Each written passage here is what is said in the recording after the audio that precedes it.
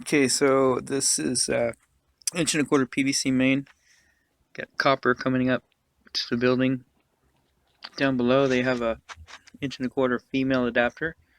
It's threaded, and then an inch and a quarter Schedule 80 PVC nipple that's screwed into it, and then it makes a transition to Schedule 40 pipe and fittings. When I got here, there was a previous nipple was on it, and it was broken. I'll show you what that is right here. So that's what was in there before.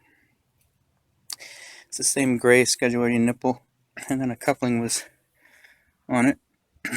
So that was down there screwed in just like that. And this was split and spraying.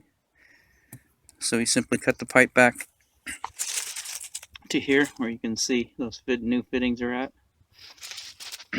Unscrewed this from the water service, and then repiped everything.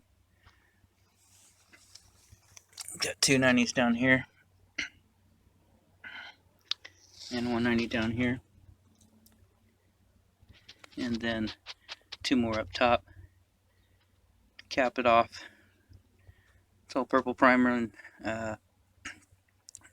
red hot blue glue, so it dries pretty fast.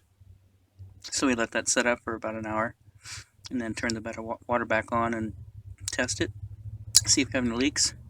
And then all of the piping will be sanded back in to 6 inches above the pipe, so that it helps settle the pipe and stabilizes it before we start throwing this muddy mess back up on top of it.